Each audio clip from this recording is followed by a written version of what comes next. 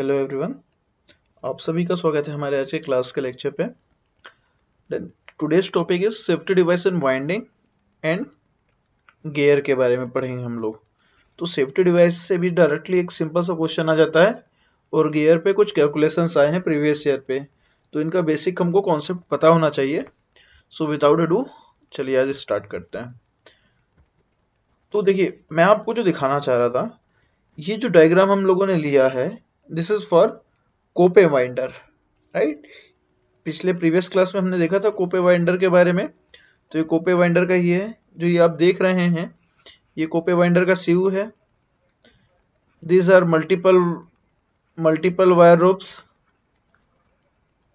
Right, ये सब था। तो हम लोग इस पे देखेंगे कि सेफ्टी डिवाइस क्या क्या है जो हमको आंखों से दिख रहा है।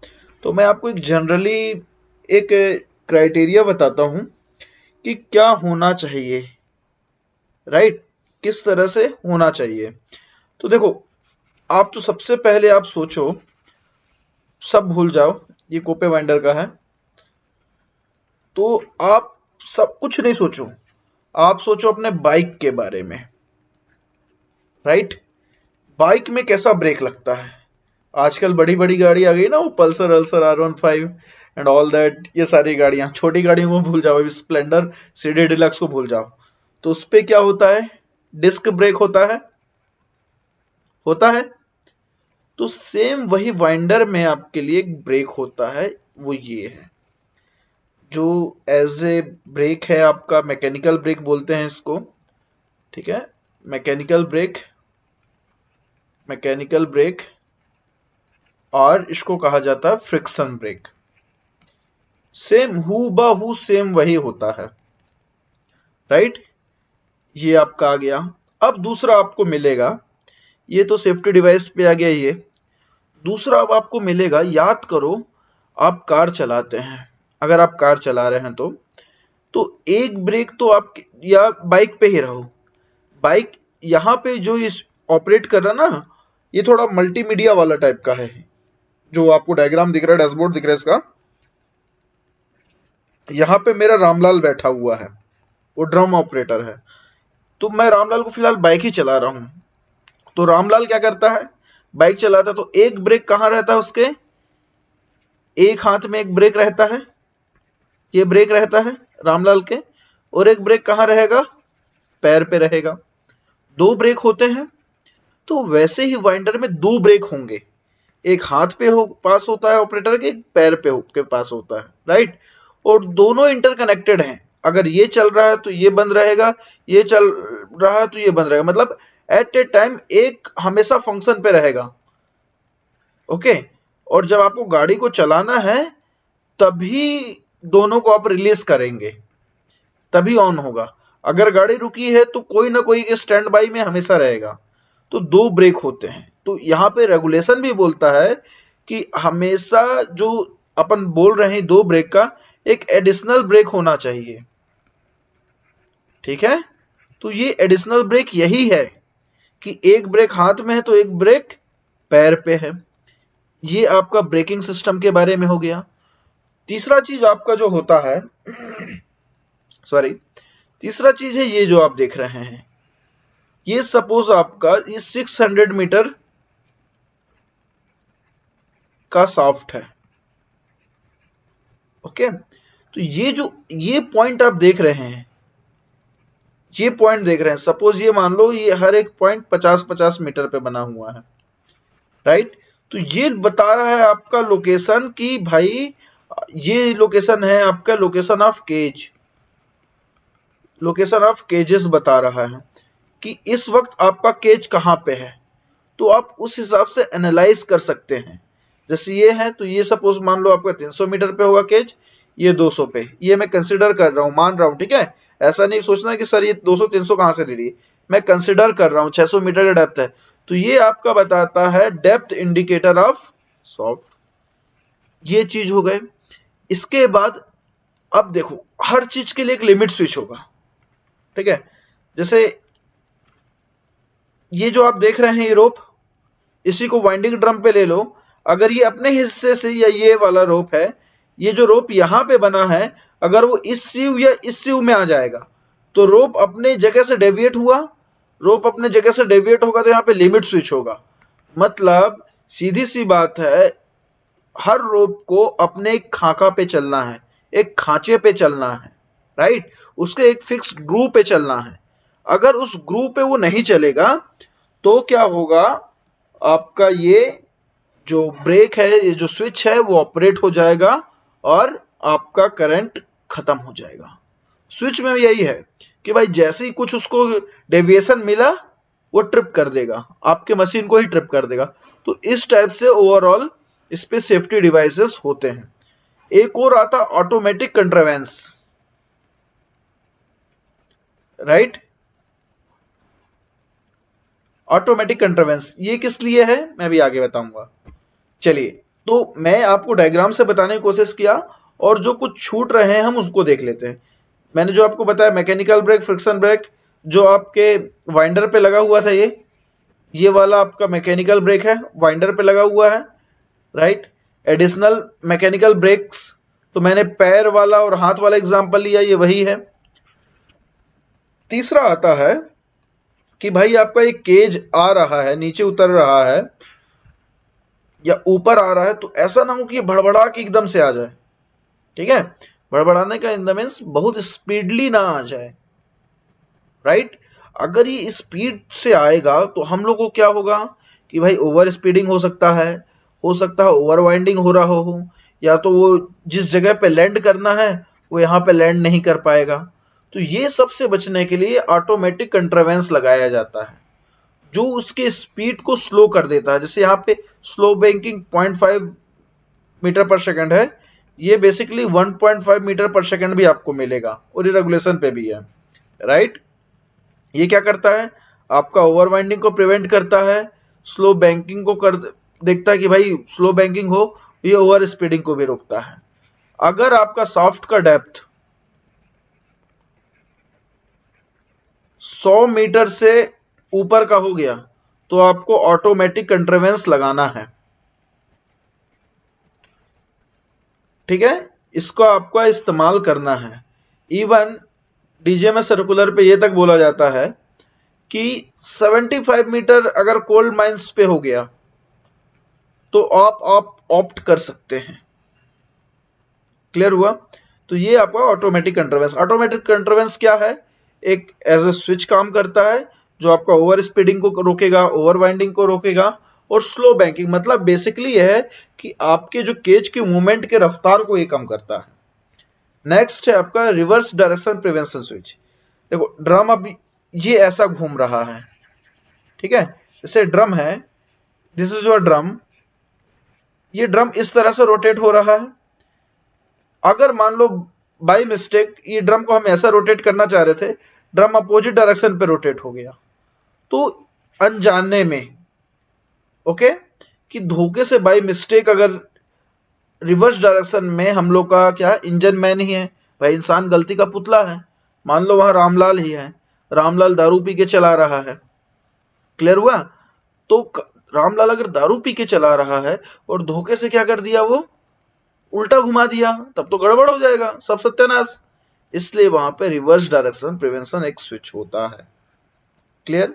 और लिमिट स्विच मैंने आपको बता दिया है कि क्या होता है, ठीक है। और ये टाइम लिमिट स्विच है एक और। मान लो आपका ये केज ऊपर की ओर आ रहा है और इसको यहां पे डेकिंग करना था, पर ये इसको पार कर गया, ठीक है, इसको क्या कर गया, पार कर गया डेकिंग लेवल से, तो अपने आप एक स्विच है वहां पे, वो उसको सेंस कर लेगा और इलेक्ट्रिसिटी को ट्रिप कर देगा ताकि वो ओवर वाइंडिंग की ओर ना जाए, जाके ऊपर हेड गियर से ना टकराए। तो इसलिए एक टाइम लिमिट स्विच भी वहां पे होता है। इसके बाद मैंने आपको रोप डेविएशन स्विच बताया, वो है, राइट। सेम लिमिट स्विच आपका टेल रोप के लिए होता है कि किसी भी कारणवश अगर टेल रोप में के साइज में रिडक्शन हुआ, साइज तो नहीं कहा जाए, लेंथ में रिडक्शन हुआ, या वो कहीं पे फंस गया, कहीं लूप में फंस गया, तो ये लिमिट स्विच ऑपरेट हो जाएगा और आपका पावर ट्रिप हो जाएगा। ओके, टाइल रोप तो आपको पिछले क्लास में मैंने बताया कितना इंपॉर्टेंट है, तो ये है आपका। फिर एक अगला होता है tachometer generator for gear box. तो इस पे क्या होता है कि अगर मान लो आपका गियर बॉक्स फॉल्टी है, राइट, या और आपका जो वाइंडिंग ड्रम है नॉर्मल स्पीड पे नहीं चल रहा, ओके, तो जनरेटर क्या करेगा, सफिशिएंट डायरेक्ट करंट, जो जनरेटर अगर देखो भाई गियर बॉक्स अच्छा होगा, वाइंडिंग ड्रम अच्छा होगा तो करंट सही आएगा। अगर कोई प्रॉब्लम है तो करंट क्या होगा आपका, उतना सफिशिएंट नहीं आएगा।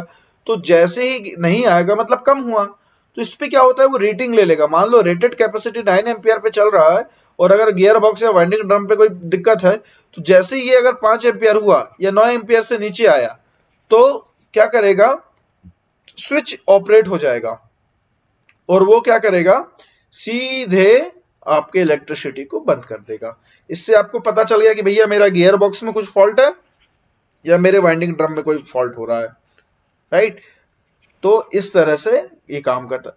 सेफ्टी कैचेस आपको पता है क्या है, जो हम लोग बनाए थे डॉक्स बोलते हैं, हम लोगों ने प्रीवियस वीडियो पे देखा था डॉक्स के बारे में कि भाई अगर ये ऊपर चला गया, ये केज ऊपर जाएगा तो ये कैसे पोजीशन पे आ जाएगा, ऐसे पोजीशन पे, पर जैसे केज यहां से चला गया तो ये फिर से अगेन अपने इसी पोजीशन पे आ जाता है।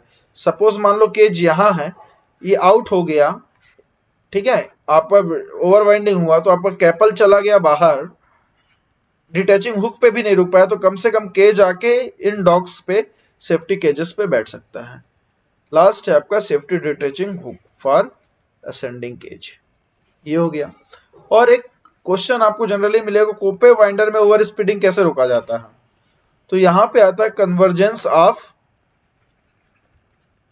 गाइड रोप्स, राइट, ये ऑप्शन आपको सेलेक्ट करना है। तो this all are about safety devices. और इसके बाद आपका ड्रम वाइंडिंग से या वाइंडिंग का पूरा टॉपिक कवर हो गया है। क्लियर है? चलिए अब हम लोग देखेंगे गियर। गियर के बाद आई थिंक 2 से 3 क्लास ही बचे मैक्सिमम इस पे, माइनिंग मशीनरी पे। इसके बाद हम लोग देखेंगे हॉलेज की calculation and last and the list आपका पंप। इसके बाद हम लोग सर्विस स्टार्ट करेंगे, तो विद इन 2 डेज ये कवर हो जाएगा। अब हम लोग देखने वाले हैं गियर। गियर होता क्या है, तो मैं आपको एक सिंपल से बताऊं, हम लोगों को क्या करना है, पावर ट्रांसमिट करना है। आप अपने गेट के सिलेबस में देखोगे तो वहां पे होगा मैकेनिकल पावर ट्रांसमिशन, राइट। तो हम लोग पावर कैसे ट्रांसमिट करते हैं, जैसे ये गोला से इस गोले में हमने यहाँ पावर दिया, हमको इसको भी चलाना है, तो क्या किया, पहले सिंपल सा एक बेल्ट लगा दिया गया, राइट, ये बेल्ट लगा दिया, बेल्ट से इसको जोड़ दिया। जब इस पे पावर दिया गया, यहां मोटर लगा दिए, ये रोटेट हुआ, इससे ये रोटेट हुआ, इससे ये वाला व्हील भी रोटेट हुआ, आपका बेल्ट ये चलने लगा। बट इसमें सबसे ज्यादा समस्या क्या आने लगी, स्लिप की। अगर डायमीटर ऊपर नीचे हुआ या फ्रिक्शन नहीं है तो ये स्लिप होने लगता था। क्लियर है? या इन पे उतना अच्छा टेंशन नहीं हो पाता था, तो इसके वजह से स्लिप होता था। तो हमको ये चाहिए था भैया कि मान लो सपोज आप भी सोचो कि आप मोटरसाइकिल चला रहे हैं और आपका मोटरसाइकिल का ट्रांसमिशन कुछ इसी की तरह से है, बेल्ट रोलर से दिया गया है? चलाते चलाते आपका अगर बेल्ट स्लिप हो गया, आपका क्या हाल होगा मोटरसाइकिल का। सपोज रामलाल ही चला रहा है, रामलाल का क्या होगा, बैंड बज जाएगी, एक्सीडेंट हो जाएगा। So this are not the perfect ways. इसके बाद क्या किया गया, यही स्लिप, यही पुली को लिया गया, यहाँ पे फ्रिक्शन लगा दिया गया, फ्रिक्शन टाइप से कुछ, एक फ्रिक्शन वाला लाइनिंग कह दीजिए, वो लगा दिया गया। ये भी उतना अच्छा नहीं रहा, ठीक है। फिर इसके बाद ये देखा गया, चैन लगाया गया, यहाँ पे टीथ्स बना के चैन लगा लिया। ये वैसे बहुत अच्छा है, बट ये क्या है, still this is not that much good कि भाई हमको कॉम्पैक्टनेस पे रखना है तो क्या करेंगे, क्या कार पे यूज हो पाएगा, नहीं हो पाएगा। तो उसके बाद आपका इजाद किया गया गियर के बारे में। गियर कैसा होता है? आपका गियर कुछ ऐसा 2 राउंड शेप होगा, उसके ये चारों टीथ बने होंगे। आप लोगों ने देखा होगा गियर के बारे में, ये चारों पे, और ये टीथ क्या होते हैं, एक दूसरे पे इंटरलॉक हो जाते हैं, राइट। जैसे कि अपन ये देखें, ये एक दूसरे पे यहां पे इंटरलॉक हो जाते हैं। अगर मान लो ये ए ऐसा घूम रहा है, ए को हमने पावर दिया, तो ए क्या करेगा, अगर इस ओर जा रहा तो इस ओर पुल करेगा, तो इसके वजह से ये इंटरलॉक हो गया। पहले तो यहां देखो, ये आपका यहां पे ये इंटरलॉक हो जाएगा इस हिस्से पे, ये इंटरलॉक हो गया, आपको दिख रहा है, ये ऐसा इंटरलॉक हो जाएगा। और ये इंटरलॉक होने के बाद, ये इंटरलॉक होने के बाद ये आपका ऐसे रोटेट हो रहा है, फिर उसके बाद ये भी आपका रोटेट होगा। तो क्या हुआ, इसके वजह से, ए की वजह से बी भी आपका रोटेट होने लग गया, राइट। तो इस तरह से उसमें क्या हुआ, पावर का ट्रांसमिशन हुआ, राइट, पावर ट्रांसमिशन। और जिसपे आप मोटर लगाते हैं, जो इनिशियल वाला होता है, इसको क्या कहा जाता है, ड्राइवर, ठीक, ड्राइवर या ड्राइव बोलते हैं, है ना। और उससे जो एडजेसेंट जो घूम रहा है उसके कारण, इसको बोला जाता है ड्रिवन। ये आपको बेसिकली पता होना चाहिए, राइट। और हमेशा ये देखिएगा, अगर ये ए किस डायरेक्शन में घूम रहा है, एंटी क्लॉकवाइज, तो जो नेक्स्ट वाला होगा ड्राइवन होगा, वो क्या किस डायरेक्शन में होगा, क्लॉकवाइज, उसके अपोजिट। कैसा, ये डायरेक्शन आपका, ये ऐसा कुछ घूम इधर आ जाएगा। सपोज मान लो आप यहां पे एक पुल्ली लगाते, तो ये कुछ ऐसा, अगर इसके साथ फिक्स है, इसका डायरेक्शन ऐसा है, तो वो इस डायरेक्शन से घूमेगा। तो ये आपको गियर पे देखना है। और हम लोग गियर पे बेसिकली हम लोग पढ़ रहे हैं गियर रेशियो के बारे में जानने को। तो गियर रेशियो क्या होता है, number of teeth on driven gear divide by number of teeth on drive gear. जैसे कि इस पे देखिए, हमने पावर दिया है यहां पे, ठीक है, यहां पे मोटर है आपका, तो ड्राइव किस क्या हुआ, पहला वाला, this A1 is drive and this B is driven. Clear हुआ, drive A is drive, B is driven. Suppose मानो इसमें आपका नंबर ऑफ टीथ है 20, राइट, ए में, बी में नंबर ऑफ टीथ है 30। मैं पहले इस फॉर्मूले पे आपको नहीं ले जाऊंगा, भूल जाइए। मैं हमेशा कोशिश करता हूं कि आपको फॉर्मूले की जरूरत ना पड़े, राइट। तो आप ही सिंपल से सोचो, जब ये यहां पे इंटरलॉक हुआ इस हिस्से पे, तो जब ये 20, इसके 20 रोटेट होंगे, राइट, जब ये 20 बार ऐसे घूम जाएगा, इस पे कितने हैं टोटल 20, इसमें है 30। जब ये 20 बार घूमेगा, तो 20 बार जब ये आएगा, टीथ इसके इंटरलॉक होंगे, तो ये एक राउंड लेगा। क्या इसका एक राउंड कंप्लीट हुआ रहेगा 30 वाले का? नहीं, ये स्टिल अपने आधे पे होगा। क्लियर हुआ, या कहीं और होगा, हमको नहीं पता, चलो आधे पे नहीं है। या मैं इसको रिवर्स में देखूं, भाई अगले वाले को घूमने के लिए, जो इसको घुमा रहे हैं आप ड्राइवन को, इसका एक राउंड होने पे ये कितना घूमा, ड्राइव, मतलब बी के एक राउंड घूमने पे ए कितना राउंड घूम गया, ये है आपका गियर रेशियो। देखो ये कितना है, 30 टीथ घूमेगा ये 20, तो ऑब्वियसली इसका 20, इसका 20, पर एक हो चुका है। जब ये अपना 20-30 घूमेगा, तो ये 20 प्लस 30 10 और घूम चुका होगा, मतलब 30। मतलब कि 20 में इसका क्या होता है, 20 टीथ में इसका एक होता है, तो 10 में कितना होगा 0.5, तो ये 1.5 घूम चुका होगा। आई होप आपको क्लियर हो रहा होगा। जब ये 30 टीथ घूमेगा, तो ए का पोजीशन क्या होगा, 20 प्लस 10, 20 बार टिथ अगर घूम गया तो एक साइकिल हो गया, 10 मतलब 0.5, मतलब कि इसके एक पे, बी के एक पे ए 1.5 मतलब 1.5 टर्न ले चुका है। क्लियर हुआ? तो ये है आपका गियर रेशियो। अगर मैं सीधे इस पे फॉर्मूला पे पुट करूं तो नंबर ऑफ टिथ कितना 30 डिवाइड बाय 2, ये आपका आ गया 1.5। सपोज मान लो मैं कंसिडर कर रहा हूं इसका है 100, इसका है 20, तो क्या हो जाएगा 100 डिवाइड बाई 20, 5, मतलब ये जब एक बार घूमेगा तब तक ये 5 बार घूम चुका होगा। क्लियर हुआ? तो ये है आपका गियर रेशियो। अब मैं आपको ना दो प्रैक्टिकल चीजें बताता हूं। मैं अपने कॉलेज की बात बता रहा हूं। बेसिकली मेरे को उस समय ये चीजें ज्यादा समझ नहीं आई थी कॉलेज में। किस पर्सपेक्टिव पे बताता हूं। हम लोग बनाए थे अपने कॉलेज के प्रोजेक्ट में, हम लोगों ने बनाया था स्क्रैपर चैन कन्वेयर, राइट। मेरा फ्रेंड था सरोज।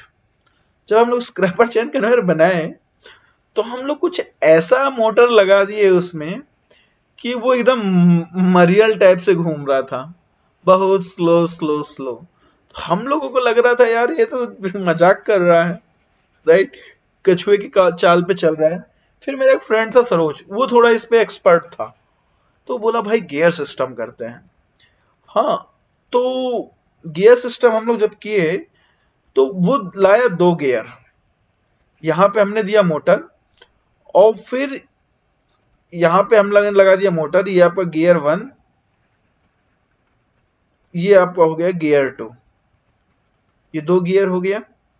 तो उसने क्या किया कि अब इसकी स्पीड बढ़ाने के लिए तो वो क्या किया कि यहां पे ये वाले गियर पे एक पहला वाला गियर था बड़ा वाला, दूसरा वाला गियर था ये बिग, ये स्मॉल, राइट। एक था बड़ा एक था छोटा। तो क्या किया, जब अब बड़े वाले से छोटे वाले को घुमाएंगे तो जब ये एक राउंड लेगा, यही 100 मान लो, और ये आपका ये 100 ये 20 है, तो जब ये एक बार घूमेगा तो इसको 5 बार घुमा चुका रहेगा। तो ऑब्वियसली क्या होगा, इस पे आरपीएम क्या हो जाएगा, इसकी स्पीड क्या हो जाएगी, बढ़ जाएगी। किसकी? छोटे वाले की। तो वो बड़ा लगाया और छोटा लगा दिया। फिर वो हमारे स्क्रैपर चेन कन्वेयर ऐसा घूमने लगा, ऐसा भागने लगा, हमको डर लगने लगा कि साला कहीं एक आध उसका फ्लाइट लाइट उड़ उड़ा के हमको ना लग जाए। ठीक है, तो अब हम लोग सोचे अगर हम लोग इसमें कोयला वोयला चलाएंगे तब तो बैंड बच जाएगा। तो फिर इसके बाद हम लोगों ने क्या किया, यहाँ पे छोटा गियर लगाया, फिर यहाँ पे बड़ा गियर लगाया। इससे क्या हुआ कि वो कोयला ले जाने के लायक हो गया। ठीक है, देखो बेसिकली ये सब बताने का मतलब क्या है, अगर बिग वन से आप स्मॉल को अटैच करोगे तो स्पीड बढ़ेगा, और स्मॉल से आप अगर बिगर को अटैच करोगे तो आपका टॉर्क बढ़ेगा, मतलब आपका पावर बढ़ेगा, वो ज्यादा पावर जनरेट कर सकता है। जैसे आप बाइक चलाते हो, आप 1 नंबर गियर पे रहते हो, बाइक में बहुत सारे गियर है ना, 1 नंबर 2 नंबर 3 नंबर 4 नंबर, तो क्या होता है, स्मॉल से बिग में रखते हैं हम लोग, स्मॉल गियर से बड़ा गियर होता है, तब 1 2 नंबर में आपको बहुत ज्यादा पावर मिलता है, टॉर्क मिलता है, तभी वो गाड़ी आपकी उठा पाती है। बट जैसे ही आप 5 या 6 नंबर पे बाइक चलाते हैं तो क्या होता है, बड़े से छोटे चलने लगते हैं, तो उससे उनको स्पीड बहुत मिलता है। So this all are about your gear ratio, ये सब गियर रेशियो पे ही आता है जो मैंने आपको बताया। अब मान लो मैंने आपको बताया था कि अगर ये ए चल रहा है इस डायरेक्शन में, तो बी आपका चलेगा किस डायरेक्शन में, इसके अपोजिट में। ठीक है, ये अगर क्लॉकवाइज है तो ये एंटी क्लॉकवाइज चलेगा, राइट। बट मेरे को जो रिजल्टेंट चाहिए वो सेम डायरेक्शन पे हो, अगर ए भी इस डायरेक्शन पे तो ये भी इस डायरेक्शन पे। तो इसके लिए क्या करते हैं, एक बीच में इडलर लगा दिया जाता है, राइट। मेरे से को मतलब है बी से, तो ए और बी के बीच एक इडलर लगा देंगे, तो ये ए और बी के बीच पे जो एक नया गियर हमने लगा दिया, तो वो ये कैसा चलेगा, ये अपोजिट डायरेक्शन पे चलेगा। क्लियर हुआ, ये अपोजिट डायरेक्शन पे चला। मान लो इडलर जो लगा आपका आई, पर जब ये ऐसा डायरेक्शन पे जा रहा है, ये क्या हो गया आपका एंटी क्लॉकवाइज। तो जब ये एंटी क्लॉकवाइज है तो इसका अपोजिट क्या हो जाएगा, ये क्लॉकवाइज। तो ये कुछ इस तरह से हो जाता है, क्लॉकवाइज, एंटी क्लॉकवाइज, क्लॉकवाइज। मतलब आपको सेम डायरेक्शन पे अगर ड्राइव करना है तो आपको क्या करना पड़ेगा, बीच में एक इडलर का इस्तेमाल कर सकते हैं, एक एडिशनल गियर का। क्लियर हुआ। तो इस तरह से आप अपना डायरेक्शन ऑफ रोटेशन ले सकते हैं। अब देखिए, अब तक तो हमने देखा 2 गियर पे, अब यहां तीसरा भी लग गया, इसके बाद चौथा भी लग गया, फिर से 5वां भी लग गया। फिर क्या किया जाएगा, मल्टीपल गियर्स लगाए जा सकते हैं ना, कि भाई दोनों एक दूसरे से अटैच होके लग रहा है। जैसे यहां पे देखिए, एक गियर ये है, एक गियर ये, एक गियर ये, आपको दिख रहा है। This is your A, B and C. अब ये 3 गियर आपके हैं एक साथ। अब कैसा किया जाएगा, राइट।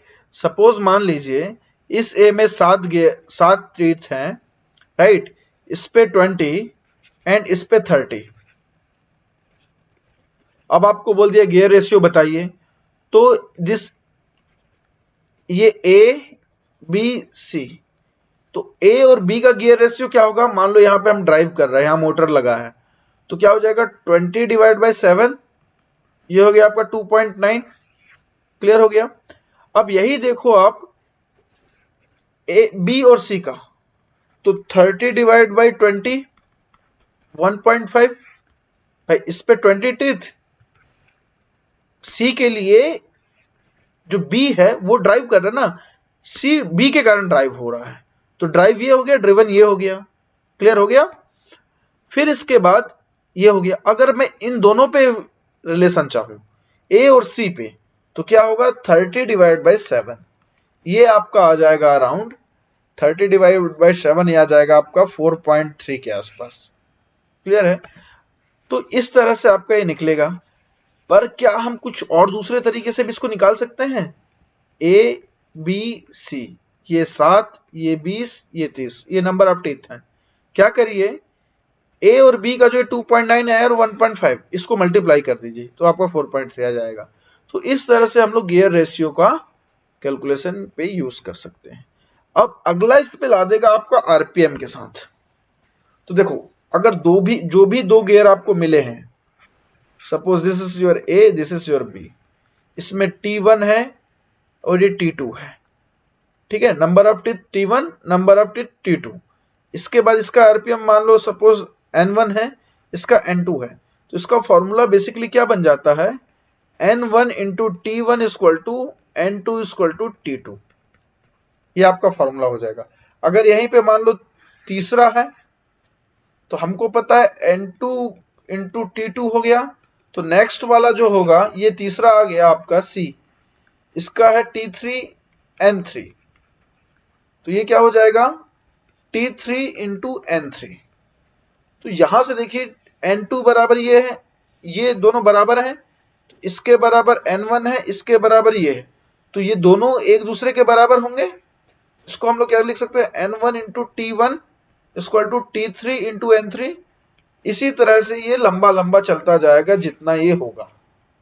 क्लियर हुआ। ये लंबा लंबा लगातार चलता जाएगा आने वाले मतलब, और अगर इससे लंबा सीरीज होता है तो इसको फिर एक सिंपल सा आपको फॉर्मूला रखना है। मान लो आपने यहाँ पे 1 लगा दिया, 2 3 4 5 6 7 8। अब आपने 1 पे दिया, इसके सारे टीथ या आरपीएम आपको पता है, बोलेगा भाई इस पे कितना आरपीएम होगा। समझ रहे हैं, 1 पे दिया आपने पावर, मोटर लगा दिया, बोलेगा भैया 8वां नंबर का गियर पे बताओ कितना है। अब कैसा करेंगे, तो उसके लिए एक सिंपल सा फॉर्मूला हम लोगों ने ड्राइव किया हुआ है। देखो, फॉर्मूला तो मैं बेसिकली, अगर जो आप ये देख रहे हैं, मैंने जो लिखा ये कि S1 इंटू T1, ये जो ये S1 है, इसका मतलब है स्पीड। स्पीड को इसने किया है आरपीएम से, ठीक है, तो घबराने की जरूरत नहीं है। तो क्या करना है, मान लो 1 2 3 4 5 6 7 8, 1 2 3 4 5 6 7 8। अब आपको बोल दिया कि भाई हमने 1 पे पावर लगाया, यहाँ पे 1 नंबर के गियर पे हमने मोटर दे दिया m, इसका आरपीएम कुछ है x, बोल रहा है इसका आरपीएम 8वें का बताओ। क्या करना है, याद है आपको ड्राइवर वाला नीचे आता है गियर रेशियो पे, चुपचाप इसका x लिख दो। आपको चाहिए 8th वाले का, 8th वाले का आरपीएम, ठीक है।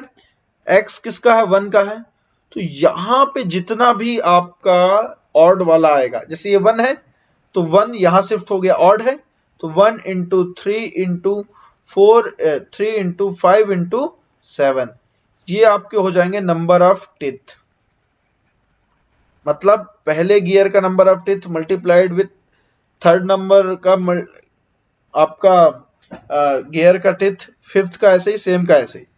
अब इसके बाद जब यहां पूरे ऑड आ गए, इसके बाद देखो ये 8वां क्या है, इवन है। आपको ये बाय हार्ट करने के लिए मैंने बता रहा हूं, ठीक है, कि किस तरह से इसको देखा जा सकता है। तो यहां पे क्या आ जाएगा आपका, नीचे पे 2 इंटू 4 इंटू 6 इंटू 8, कुछ इस तरह से आपका ये क्वेश्चन बन जाएगा। बस यही वाले फॉर्मूले पे आपको वैल्यू पुट करनी है। क्लियर हुआ? तो ये एकदम सिंपल सा, जो पूछा उसका ऊपर लिख दीजिए, नीचे में आपका स्टार्टिंग वाले का, स्टार्टिंग में 1 क्या है, ऑड है, तो उस ऊपर पूरा ऑड, फिर नीचे इवन।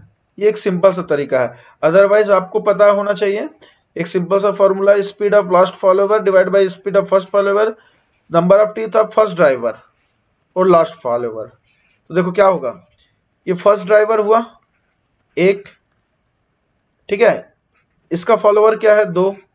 अब देखो ये फिर ड्राइवर हुआ, फॉलोवर हुआ, इस तरह से सेम सीरीज चलता जाएगा। तो ये थोड़ा सा ना आपको समझने में कॉम्प्लिकेटेड है, सो जो मैंने बताया आपको, आप इसका इस्तेमाल कर सकते हैं। राइट, पॉज करके देख लेना, फॉर्मूला लिखते समय आपको क्लियर हो जाएगा और 2 हो जाएगा। क्या मैं थोड़ा ज्यादा मैसअप कर देता हूं ना, ये कुछ इस तरह से। चलिए अब इस पे क्वेश्चन बनाते हैं। Number of teeth in drive gear and driven gear, मतलब ये ए है सपोज मान लो, ये बी है, इस पे मोटर लगा हुआ है, मतलब ये क्या हुआ, ए ड्राइव गियर हुआ एंड ड्राइवन बी हम लोग कंसिडर कर ले रहे हैं। तो ए पे बोल रहा है 30 है, बी पे बोल रहा है 50 है। ओके, इसका आरपीएम बोल दिया 100 है, बोल रहा है कि भाई ड्राइवन गियर का कितना होगा। ये ए भी मैंने अपने मन से ले लिया, ठीक है, नहीं सोचना कि सर यहाँ पे तो कुछ लिया दिया नहीं, आप ले लिए आपको समझाने के लिए। तो क्या होता है, सिंपल सी बात है, N1 into T1 equal to क्या हो जाता है, N2 इंटू T2। क्लियर हुआ? तो आपका N1 क्या दिया हुआ, आरपीएम 100, इसका टीथ है 30, N2 आपको निकालने बोल रहा है, इसका टीथ दिया हुआ है 50। तो भाई N2 बराबर क्या हो जाएगा, N2 इक्वल टू, यहां से देखिए 100 इंटू 30 डिवाइड बाई 50, 2, ये हो गया 60 आरपीएम।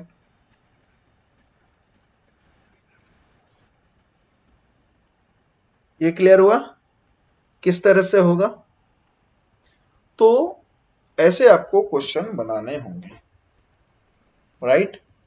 तो इस तरह से क्वेश्चन इसका बनेगा, कुछ नहीं, सिर्फ N1 into T1 N2 into T2 values put कर दीजिए, खेल खत्म, आपका क्वेश्चन आराम से आंसर आ जाएगा। राइट, चलिए अब यही आपका इसी पे सेम पे आया है क्वेश्चन गेट 2016 पे, जिसपे ये बोल दिया ये गियर 1 है, गियर 2 है, गियर 3 है, गियर 4 है, गियर 5 है, गियर 6 है। राइट, इस पे बोल रहा है गियर 1 का आरपीएम 600 है, इसका आरपीएम 600 दिया हुआ है, ठीक है, और नंबर ऑफ टीथ दे दिया है गियर 1 पे। तो गियर 1 पे है आपका 30, गियर 2 का टीथ है 45, गियर 3 का है 15, गियर 4 का है 20, गियर 5 का है 10, इसका है 30। बोल रहा है आरपीएम ऑफ गियर 10 बताओ। देखो गियर 1 पे ये मोटर लगाया है, ठीक, तो ये ड्राइव हुआ, तो गियर 1 से ये गियर 6 तक ऑपरेट कर रहा है, तो बोल रहा है कि भाई गियर 6 का बताओ कितना होगा। सिंपल सा है, आपको क्या पूछा, 6 का लिख दीजिए 1, मेरा फॉर्मूला याद करिए, आरपीएम है, ये आरपीएम था ना, तो आरपीएम ऑफ, या हम लोग आरपीएम ऑफ क्या लिख दें इसमें, सिक्स्थ, आरपीएम ऑफ फर्स्ट, तो ये आरपीएम ऑफ फर्स्ट क्या दिया हुआ है आपका 600, राइट। तो यहां पे आ जाएगा आपका, कैसे करेंगे आप, नंबर ऑफ, ठीक है। तो याद करो ये क्या था, फर्स्ट था आरपीएम पे, मैंने आपको क्या बोला था फर्स्ट है, तो यहां पे क्या ले लो, पूरा ऑड ले लेना, 1 इंटू 3 इंटू 5, 6 तक है ना, तो आप पे इतना आ जाएगा। यहां ले लो 2 4 6, 2 4 6 क्या, नंबर ऑफ गियर्स का टिथ लेना है। यहां पे है आपका नंबर ऑफ टिथ। तो जब इसको वैल्यू पुट करोगे तो अपन इसको कुछ इस तरह से रखते हैं, राइट। तो मैं इसको हटा दे रहा हूं, स्पेस की कमी है मेरे पास। तो यहां से क्या आ जाएगा, सेम इसी पे ही देख लो, नंबर ऑफ, मैंने क्या बोला था 1 इंटू 3 इंटू 5 बोल दिया, यहाँ पे बोल दिया 2 इंटू 4 इंटू 6। तो एक पे क्या है आपका 30 नंबर ऑफ टिथ है, तीसरे पे क्या है 15, राइट, पांचवे पे क्या है 10, ये आ गया, ये मैंने हटा दिया। अब नीचे पे क्या है इवन वाला, तो इवन वाला क्या है 45 20 60, उसका नंबर ऑफ टिथ रख दीजिए। ये आपको फॉर्मूला याद करने में आसानी हो इसलिए मैं ये सब आपको बताया हूं। तो आरपीएम ऑफ सिक्स्थ गियर क्या कहला जाएगा, जब इसको सॉल्व करेंगे तो ये आ जाएगा आपका आंसर 100, ठीक है। तो इस तरह से आपके इसको क्वेश्चन को बनाना है, और ये बहुत ही इजी क्वेश्चन है, आप लोग बहुत आसानी से बना ले जा सकते हैं, राइट। अब इसके बाद अगर हम लोग देखें कि किस तरह से हम लोग क्वेश्चन बना सकते हैं, तो इस पे कुछ एक और टॉपिक आता है आपके मॉड्यूल का। तो मॉड्यूल समझने से पहले हम लोगों को देखना पड़ेगा कि भाई आप ये इस पे ये देखिए कि एक टर्म आता सर्कुलर पिच। मॉड्यूल पे बेसिकली क्या है आपका, कि हम लोग ये देखते हैं कि गियर, देखो गियर आपने कोई भी बना लिया, ठीक है, पर क्या दोनों गियर एक दूसरे पे फिट होंगे। जैसे देखिए यहां पे देखिए, ये देखो कितना परफेक्टली गियर यहां पे फिट हुआ है। अदरवाइज फिट को इसमें बोला जाता है मैसिंग हुआ है, मैसअप बोलते हैं ना हम लोग, कुछ भी मैसअप कर देंगे क्या आप, नहीं। तो एक मैसअप करने का एक तरीका होता है, जैसे गाने का मैसअप करते हैं वैसे गियर का मैसअप है कि भाई एक परफेक्ट हो, ताकि आपका पावर वो 100% ट्रांसमिट हो सके, अच्छे से ट्रांसमिट हो सके। तो ये देखा जाता है कि इस तरह से मैस होना चाहिए, ठीक है। अभी आप ये मॉड्यूल के बारे में बिल्कुल पूरी तरह से भूल जाइए, जो मैं आपको बता रहा हूं भूल जाइए।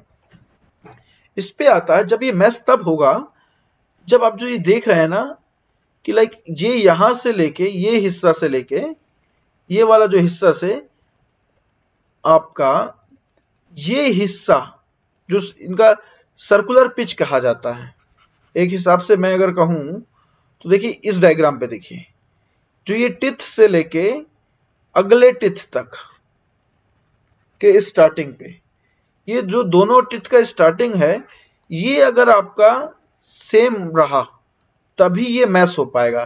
मतलब भाई देखिए ये यहां से ये यहां अगर इसका सही है, बराबर है, और इसका भी उतना ही है, तभी तो ये बैठ पाएगा एक दूसरे पे ना, दोनों का साइज एक होगा तभी वो बैठ पाएगा। जैसे कि देखिए यहां पे देखिए, यहां से ये जो हिस्सा है ये, और इसका जो ये सर्कुलर से ये सेंटर वाला हिस्सा, ये ए है तो ये भी ए है, तभी ये बैठ पाएगा। तो ये आपका होता है सर्कुलर पिच पे। सर्कुलर पिच क्या होता है कि circumference of pitch circle divide by number of teeth. देखो गियर आपका किस पे है, गियर किस पे है आपका सर्कुलर पे है। मान लो ये 100 सेंटीमीटर का है, सपोज कह रहा हूं, इस पे नंबर ऑफ टिथ है 20, तो आपका सर्कुलर पिच कितना होगा 5 सेंटीमीटर। मतलब ये जो खांचा है एक का, ये 5 सेंटीमीटर चौड़ा है, तो जो इस पे बैठेगा वो 5 सेंटीमीटर वाला ही बैठेगा ना। अगर 4 वाला होगा तो नहीं बनेगा, लूज होगा, वो छूट जाएगा, 6 वाला होगा तो एडजस्ट ही नहीं होगा। क्लियर हो रहा? तो 5 ही 5 का चाहिए, तो ये आता है आपका, कहलाता है सर्कुलर पिच। तो इसके हिसाब से अगर हम इसको लिखें तो ये क्या लिख सकते हैं, पाई डी डिवाइड बाई आपका आ जाएगा टी। सरकमफेरेंस क्या होता है, 2 पाई आर, राइट? तो 2 आर को हम लोग क्या लिख सकते हैं, पाई डी। तो ये हो गया। अब अगर हम लोग यहां जाएं, आप आई होप आपको सर्कुलर पिच समझ में आ गया होगा। अब यहां पे आता है मॉड्यूल। मैंने सर्कुलर पिच पे आपको बताया अभी, pi D divide by number of teeth. ठीक है, इस सर्कुलर पिच पे, अभी मॉड्यूल पे अभी भी नहीं आई है। तो अगर मैं बोलूं किसी को कि, अब मैं बोल दिया कि भाई क्या कैसा स्थिति है, तो कोई समझेगा क्या? नहीं समझेगा। कि सर्कुलर पिच से आप क्या समझे? जैसे पाई का कैलकुलेशन आप देखेंगे तो 3.4 मान लीजिए 100 है, यहां पे भी 100 है, तो क्या 3.14 ऐसा बोलेंगे किसी को तो कोई समझेगा? कोई वैल्यू ले पाएगा? नहीं ले पाएगा। या तो एक होगा किसी भी चीज का या 2 होगा, ये बीच वाला आपका नहीं हो सकता है, राइट? तो इसके लिए क्या किया जाता है, पाई से पाई को डिवाइड कर देते हैं, ये पाई से पाई कट गया, तो आपका आ गया डी बाई टी। इस डी बाई टी को कहा जाता है मॉड्यूल। क्लियर हुआ? इस डी बाई टी को कहा जाता है module. Module is unit size that indicates how big और स्मॉल ए गियर इज। ठीक है, बट डिपेंड करता है आपके हर चीज का, मतलब जो आपका गियर है उसका साइज और उसके टिथ पे। क्लियर है? अब देखो मैं आपको ये जो बताना चाह रहा हूं वो समझिएगा। जैसे मान लो ये आपका 100 सेंटीमीटर का है, क्या ये सरकमफेरेंस, यहां पे सिर्फ 5 टिथ है, तो सरकमफेरेंस कितना 100, टिथ कितने 5, इसका मॉड्यूल क्या हो गया 20 का, इसका मॉड्यूल क्या हो गया 20। मॉड्यूल बराबर क्या है, डी बाई टी, हमने कर दिया 100, ये 20 का हो गया। अब यहीं पे देखो, ये अगर मैं रखूं, ठीक है, अब ये करता हूं मैं 200 का, राइट? ये है आपका सरकमफेरेंस 200 का, और इस पे सिर्फ आपके 10 गियर हैं। 200 सेंटीमीटर का आपका सर्कुलर हिस्सा हो गया, सरकमफेरेंस हो गया 3 4 7 8 9 10। तो ये इसका मॉडल क्या हो जाएगा 200 डिवाइड बाई 10, ये भी आ गया 20। तो क्या ये वाला जो गियर है और क्या ये बैठेंगे दोनों? यस। तो ये दोनों एक साथ पे इंटरकनेक्ट हो जाएंगे। ठीक है, क्यों? क्योंकि उन दोनों का मॉडल सेम है। हमको जो उद्देश्य, सर्कुलर पिच इनका एक है। क्लियर हुआ? सर्कुलर पिच आपका जब एक होगा वो तभी बैठता है। तो जो सर्कुलर पिच को आप अगर एक नाम दे दिए, जैसे 20 आया तो 20 मॉड्यूल का है। भाई कितना बड़ा कितना छोटा तो आपको बताना पड़ेगा ना, तो उसको नाम दे दिया गया मॉड्यूल, राइट? तो देखो जैसे कि यहां पे बोल देंगे ये भी 20 है, ये भी 20 है, इसका मतलब ये हो गया कि ये 20 मॉड्यूल का है, राइट? जैसे ये देखो, जैसे यहां पे ये साइज बना दिया गया कि M1 मॉड्यूल है, मतलब इसका D डिवाइड बाई T दोनों एक ही हैं। क्लियर हुआ? M2 एक 2.5 ये है, 3 ये है, 4 5 6 10, देख रहे हैं ना ये किस तरह से मॉड्यूल के बने हुए हैं। कहने का मतलब अगर मैं 3 की बात लूं, तो अगर 3 है किसी का, तो सपोज मान लो 30 सेंटीमीटर का आपका क्या है, सरकमफेरेंस का सर्कुलर एरिया है, इस पे सिर्फ 3 गियर ही हैं, तो क्या हो जाएगा 30 डिवाइड बाई 3, ये आ गया आपका 10 का। यही मान लो अगर यहाँ पे 10 हो जाए, 10 टीथ हैं, नंबर ऑफ टीथ T बराबर हो गया 10, तो क्या हो जाएगा D बाई टी। D क्या सरकमफेरेंस 30, तो 30 डिवाइड बाई 10, ये हो गया 3, राइट? तो इस तरह से आपके क्वेश्चंस बनते हैं, मॉड्यूल का मतलब है, राइट? अब यहीं पे देखो, अगर मान लो ये 300 का है, ठीक है, एक नया सर्कल ले लिया हमने, ये 300 सेंटीमीटर का है, इसके चारों ओर आपका दे दिया 30 टीथ है, तो इसका क्या हो जाएगा 300 डिवाइड बाई 30, ये आपका क्या आ गया 10। तो अब बताओ ये भी 10 ये भी 10, क्या दोनों बैठेंगे? यस, दोनों क्या मॉड्यूल के हैं? एक ही मॉड्यूल के हैं। सपोज 10 10 पे, इस केस पे 30 डिवाइड बाई 3 और 300 डिवाइड बाई 30, 10 10, तो ये बैठ जाएंगे। अगर अलग अलग मॉड्यूल का होगा तो कभी नहीं बैठेगा। देखो कैसे, जैसे मॉड्यूल 2 का आपको ये साइज दिख रहा है, मॉड्यूल 6 का ये साइज, क्या ये दोनों एक दूसरे के साथ ओवरलैप हो पाएंगे? कभी नहीं। आप समझ रहे हैं ना क्या कहना चाह रहा हूं? जब आपको मैस करना है, पावर का ट्रांसमिट करना, ना तो ढीला हो ना ज्यादा बड़ा हो, बिल्कुल परफेक्ट आना चाहिए, तो वो आपका होता है मॉड्यूल पे। जैसे कि देखो ये है, एक क्वेश्चन देखते हैं। एक स्पेयर गियर है जिसपे 2 गियर्स हैं 30 और 50 टीथ का, ठीक है। ये दोनों है मॉड्यूल 5 के। तो बोल रहा है इनके बीच का सेंटर टू सेंटर डिस्टेंस बताओ।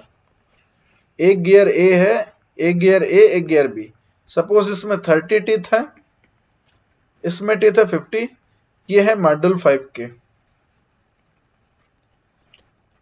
ठीक। तो ये इसका सेंटर, ये इसका सेंटर है, इन दोनों के बीच का सेंटर बताओ। तो ये जो डायग्राम में बना दिया ऐसा रहेगा, ये जस्ट एक दूसरे से लगे रहेंगे, ओवरलैप नहीं होंगे, ये बोल दिया। अब इस मॉड्यूल से हम लोग क्या सीखे? d बाई टी बराबर 5 है। ए के लिए लीजिए, फॉर ए डी कितना है आपका हमको नहीं पता, पर हमको क्या पता, टी पता 30, मॉड्यूल 5, तो डी बराबर इसका क्या आ गया 150 आ गया, राइट। तो ये क्या हो गया, ये देखो यहां पे एक आपको ध्यान देना है, ये जिस यूनिट में पूछेगा वो बताना है। तो ये mm है, तो ये 150 क्या है आपका 150 mm, मतलब कि इसका डायमीटर आपका टोटल हो गया 150 mm का, ये 150 mm, राइट। अब हम लोग आते हैं बी पे। बी भी किस मॉड्यूल का है? 5 का है। देखो दोनों एक ही मॉड्यूल के तभी बहस हुआ है। अगर ये मॉड्यूल 4 होता, अगर ये M4 मॉड्यूल 4 ये M3 होता तो ये मैसअप नहीं होते, इसलिए दोनों का मॉड्यूल एक ही होना चाहिए। तो देखो अब बी के लिए आते हैं हम लोग। बी का क्या है, d बाई टी बराबर 5। टी कितना दिया आपका 50, डी यहां है 5, डी बराबर क्या आ जाएगा आपका 250 आ जाएगा। यहां से इसको मल्टीप्लाई कर दीजिए तो 250 आ गया। इसका डायमीटर कितना हो गया 250। अब यहां से आपको पूछ दिया इन दोनों के सेंटर टू सेंटर डिस्टेंस ये कितना है। तो सिंपल सा, इसका डायमीटर कितना है 150, तो ये हिस्सा कितना होगा 150 डिवाइड बाई 2, ये हिस्सा कितना क्या होगा 250 डिवाइड बाई 2। तो सेंटर टू सेंटर डिस्टेंस क्या आ जाएगा 150 divide by 2 plus 250 divide by 2। हम लोगों ने मॉड्यूल से उसका निकाल लिया क्या डायमीटर। तो जो इसको आप सॉल्व कर लेंगे तो ये आपका क्या आ जाएगा 150 divide by 2 plus 250 divided by 2, ये हो जाएगा आपका आंसर 200। ये क्लियर हुआ? तो इस तरह से आपका ये क्वेश्चन बनेगा। देखो मैं आपको ये सब इसलिए ब्रीफ पे ले रहा हूं क्योंकि जब आप बुक्स पढ़ेंगे तो वहां पे फॉर्मूला दिया रहेगा, तो आपको फॉर्मूला रटने की जरूरत ही नहीं है। आप कॉन्सेप्ट समझिए और आराम से क्वेश्चन को बना ले जाइए।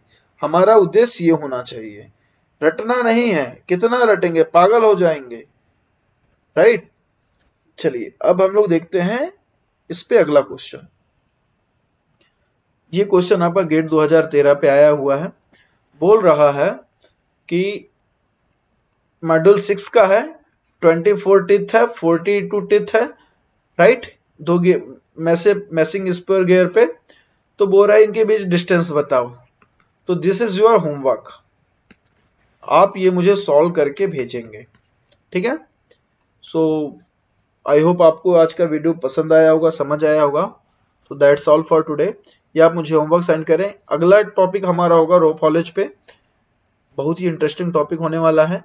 न्यूमेरिकल्स उस पे बहुत आते हैं और मेन कॉन्सेप्ट उसी पे ही है, तो हम लोग उसको पढ़ने की कोशिश करेंगे अगले क्लास पे।